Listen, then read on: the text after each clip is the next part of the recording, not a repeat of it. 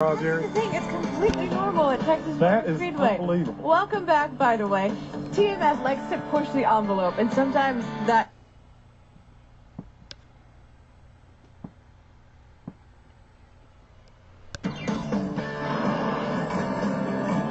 NASCAR Countdown is brought to you by Destination XL. There's a better way for bigger men to find clothes. Destination XL, big on being better.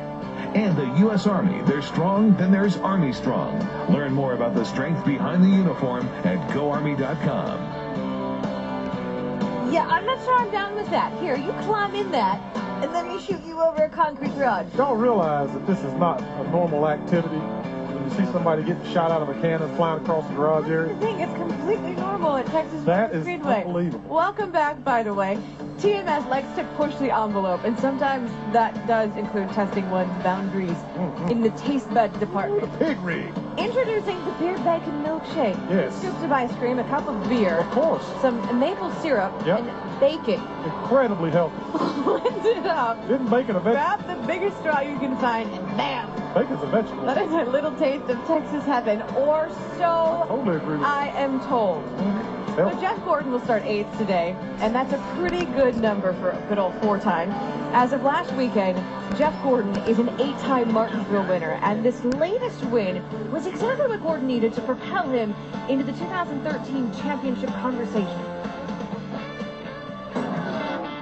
Martinsville Speedway in South Central Virginia, where they've been having NASCAR races since 1949. The top two of the championship starting in the first and second spots on the outside row. Here we go at the Martinsville Speedway. He just crossed over and turned your around. I ain't f***ing around no more. I've had enough of this. Oh, the trouble in turn one. Several cars turned around. Casey Kane involved. Denny Hamlin, Martin Truex. Jimmy Johnson and Matt Kenseth have dominated this race. So right now you're watching Kenseth slide back to the 11th position. Come on, guys. I really need you here. Let's get back in this thing. Johnson's right up to you. Inside now. Smith will get to the back of Jimmy Johnson. A little retaliation there. Kurt Busch and Jamie McMurray tangle. Mark Martin nails Busch. Martinsville Mayhem. Got to get going here. We're going the wrong damn way. This track is a joke. Pit road's open. All the way, all the way, all the way, all the way. Come in, go, come in, go. Hard, hard, hard. Good job, fellas. Yeah, buddy. Go for it, man. It's sure getting interesting in the late laps. Green flag displayed once again here at Martinsville. Jeff Gordon is absolutely hounding Matt Kenseth. He gets by. Gordon goes to the lead off turn 2. You're going to drive away from Matt. Just take care of it in case we get a restart. As Gordon brings him off turn number 4 to score his first win of the year. Ah, you did it, man. What an awesome job, guys. That's right, champ. Yeah. Never give up. What a fight. Woo! And I was talking to Jeff on Friday, and I said I looked up in the grandstand when he made the pass for the lead, and a lot of cheering. I didn't see anybody really with the naysayers or anything like that for you. So that win at Martinsville, Jeff, in addition to tightening up the chase, what did it really do for your team with your first win of the year? Well, I think that, if you document what this team's been through this year, building momentum has been, something that's taken a long time. It's been a long process, and it's just amazing to see it all coming together right now at a crucial time of the season when so much is on the line. So, we don't take that for granted. We know how long it's taken us to get here. We're really proud of the effort and hard work that it's taken to get to this position, and love the fact that things are going well for us. We're having a blast. Cars have been fantastic. The confidence is definitely high, and we just hope that we can keep this team effort and momentum going through these last 3 races. You're a former winner here, Jeff. Biggest challenge that this race will present to you today? Well, a couple of things. I mean, this is a track that is very fast, but the grip level falls off fairly quickly. So trying to keep the balance on the car as well as maintain that grip level, you're really going to have to slip and slide around a little bit sometimes even on new tires, but to get the balance to be right towards the middle and end of a run. So I think, just the challenges this racetrack itself presents, from the bumps to the grip level, the tire wear, how you manage that tire, and try not to over abuse it early in a run, as well as probably the biggest thing is our competitors. I think both Matt and Jimmy looked very, very strong in practice, and we're going to really have to push hard and really come together and put one heck of an effort together to go out there and beat them today. A lot going on for a guy now squarely back in the chase conversation. Nicole? Thanks, Dave. I did see this the other day, and I don't care what your political affiliations are. When a president tweets you, that's pretty darn cool. That is absolutely. Bill Clinton has worked with the Jeff Gordon Foundation for several years now, and you might remember we actually showed you a few weeks ago what that foundation has done in Africa. Plus, it's raised more than $13 million. All right, so we're here on Sunday, and in this particular room, we got three. Jeff Gordon better than Ray Evernham. When you look at what Jeff has done, I've wrecked him a couple times. That doesn't count. I said no him, Well, not wrecked him. we are clearly here Sunday morning, live watching ESPN coverage of Martinsville in Texas, and here the question is between the three, that are going for the cup. Candace, you got Gordon, and you got Jimmy Johnson. I was not good, but in the last 10 weeks, he's a big game player. Anyway, as he gets closer, I'm gonna make a prediction right now. It's live, so you know that it's before. I mean, well, you don't know, but you see that I'm watching this on Sunday. The more a guy like Jeff Gordon steps up, and it becomes a reality. I think it's going to be Jeff Gordon that finishes. I'm not saying wins, but is ahead of the other two guys, Matt Kenneth and the third competitor, Jimmy Johnson, or whatever the hell the other guy's name is. During runs. Point is, that's a mistake, because every time I see Jeff Gordon out front off of a pit stop, he is a handful. But when Jeff gets back in the back and he has to deal with all the dirty air and the traffic with a great race car, he may come from 15th to finish 5th or 6th.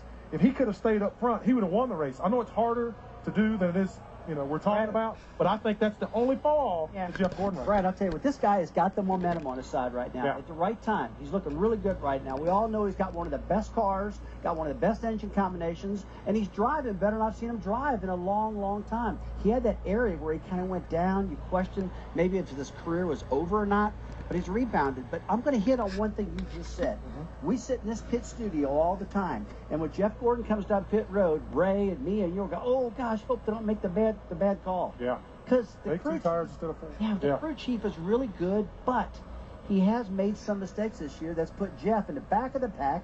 That's cost him victories, and that's his only flaw for Alan Gustafson. He's got to clean that up today. Can't let that happen again. There is no argument Jeff Gordon will go down in NASCAR history as one of the best drivers ever, period. So when we take a look at the Quicken Loans Bring It Home stat of the week, it gives us an idea of the potential that Jeff has at the 3 remaining tracks, because right now those 3 tracks are all that matters. His average finish at Texas, Phoenix, Homestead, 13.3. Now, he does have 4 wins at the last 3 tracks, and he did get the win to close out the season last year in Miami, but right now he's in the championship conversation. The question is, can he stay there?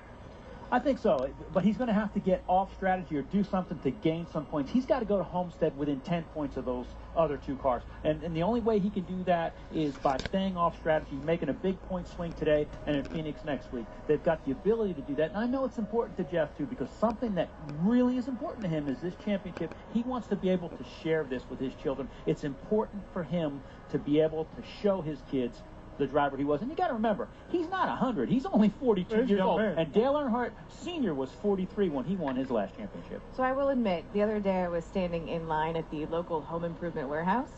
True story. And behind me were 2 fans discussing why they wouldn't go to the other home improvement warehouse, because this one particular home improvement warehouse was the sponsor of their favorite driver, therefore making the other store like enemy territory. Well, that's the kind of loyalty that ESPN's Kenny Mayne experienced firsthand.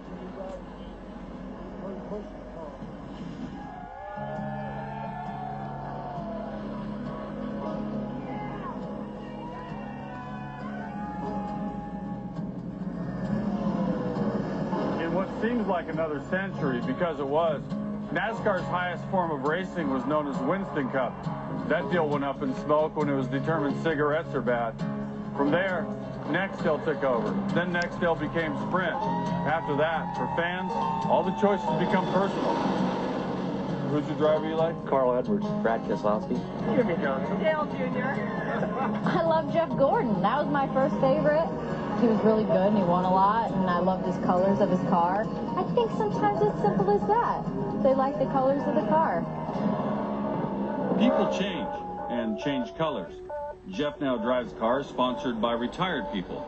You used to attract, young, pretty girls. Now you got the senior citizens. What are you trying to say?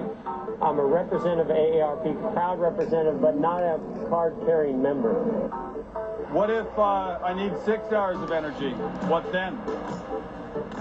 I need 24 hours of energy. Why can't you guys go back to the shop and do some R&D, get me some more helpful... Just buy the 4-pack and you'll be fine. Whatever the product, the driver is selling it, these fans are buying it. You drive a Ford? Yep. And you wouldn't even consider a Chevy lot? Not even. The guy who drives the Lowe's car, the guy who drives the Home Depot car, their fans aren't going to shop at the other places, right? No, man, you can't do that. Every day I drive around town with my Aflac, Subway, Kellogg's stickers on there. Let's say your driver has Coke on his shirt. Drinking Coke. It would have seemed cliche to add Dale Earnhardt Jr. to our story, but many of these caged-in fans behind me will attest to the fact that NASCAR allegiances are passed down from generation to generation.